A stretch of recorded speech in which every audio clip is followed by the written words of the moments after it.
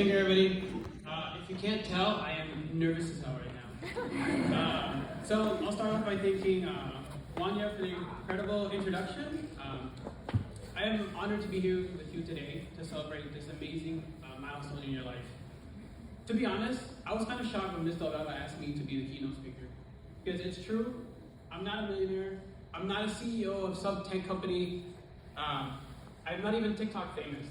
So, I don't even know how to use TikTok. The first lesson is that your grades do not define you. In the 4th grade, my teacher told my parents that I was falling behind and I might need to repeat the grade. The same conversation happened in 6th grade.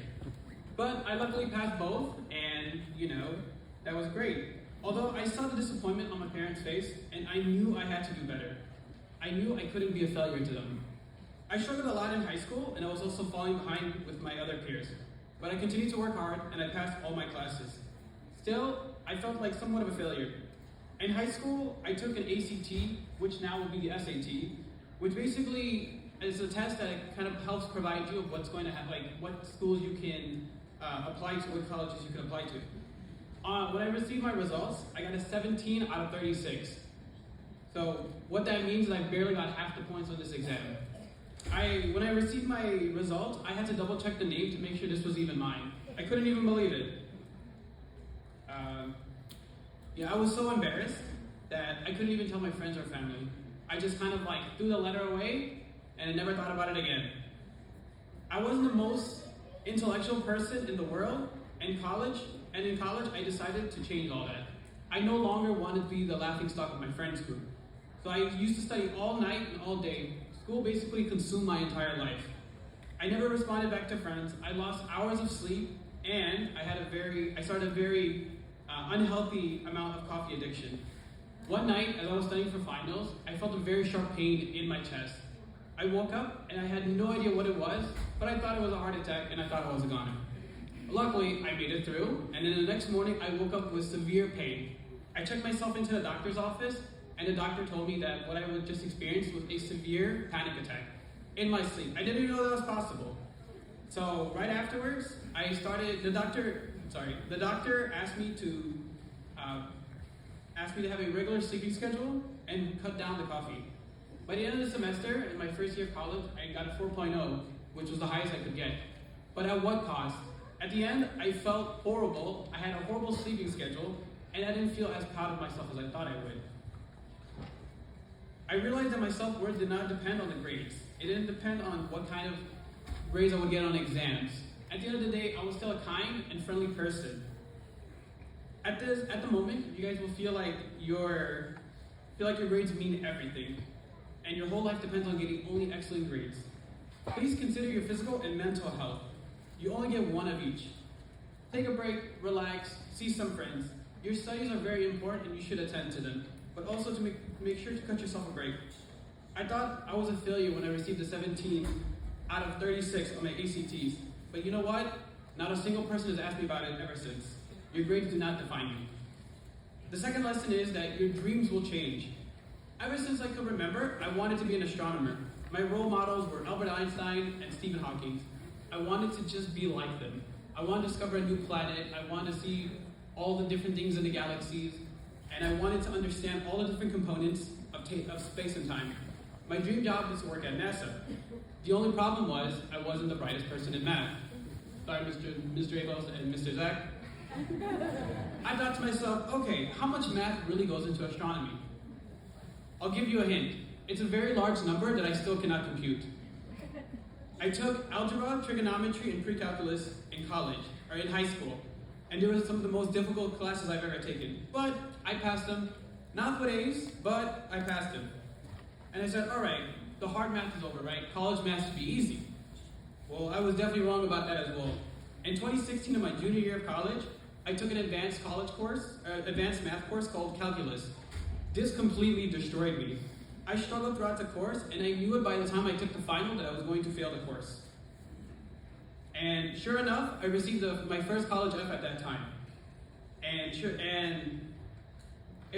So that resulted in a series of bad decisions that I made, and I ultimately got dismissed from the university, which is basically a nice way of saying the university said I can go.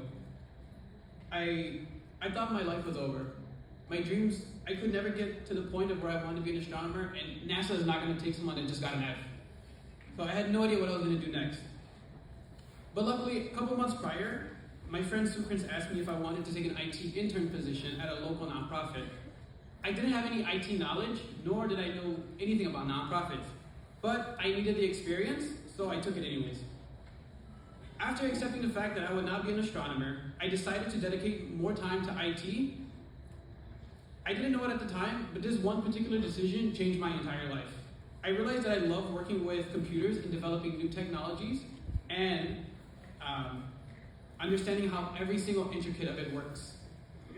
I started to make a career out of working in IT, and in the next 6 years, I decided to perfect my craft. Over time, I started to work at big-time companies, and then I began to love what I was doing, which I never thought was possible. Fast forward 6 years, since failing that math course and getting dismissed from the university, I went back to school, I received my bachelor's degree, almost finishing my master's, and I worked for one of the biggest tech companies in the world, Google. There will be a high probability that as you get older, your interests will change and your dreams will alter, and that's perfectly fine. There will be a time in your life where you think your life is over because of this, but I'm here to tell you that it is just beginning. To this day, I still can compute the difference. I can still compute the distance between two stars, but if you ask me to solve a complex math equation, I can't do it. In a few years, you guys will understand how that statement is a paradox. You don't always get what you want in life, sometimes you get something better. And then, for my last lesson that I learned, is to celebrate your big and small moments. I grew up in a Middle Eastern Muslim household. My family fled Iraq in 1996 because of war when I was only 6 months old as refugees. My parents came to this country for a better life for my siblings and me, and my parents expected nothing but greatness from me. They wanted me to be a doctor, or an engineer, or a lawyer. Nothing else was good enough. My parents had huge expectations for me, and rightfully so. They came to America not understanding the language or the people. I felt like my life revolved around their expectations, both in my academic and professional career. Whenever I would do something good, they wanted great. I had to be great. No, I needed to be great, or else I would be a disappointment. Whenever I showed them a good grade or test, they would look at me and say, well, that's what you're supposed to get. To all the parents and guardians in the crowd, I just want to tell you guys one thing. One of the most important things that you can tell your child right now and going forward are 5 simple words. I am proud of you. Trust me, these words mean more than you can ever imagine.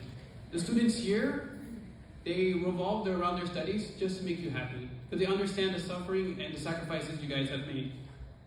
Those 5 words will change their entire life, and it could actually do more than you will ever imagine. Tell them that you're proud of them. Tell them that you're happy of them.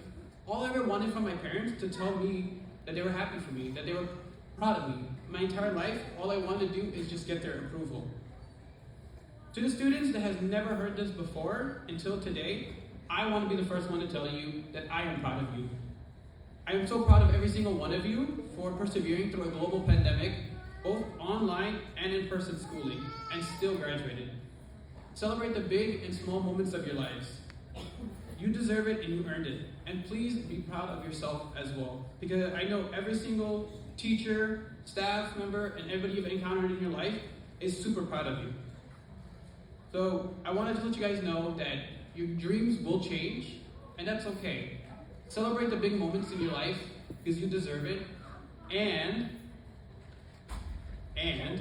your grades do not define you. I would also like to give a big thank you to Mr. Jim Mills. I know he did this previously, and I would like to thank everything that he's done for the school, and I would like to thank the staff for everything they have done. So thank you and congratulations, Clemson graduating class of 2022. Thank you.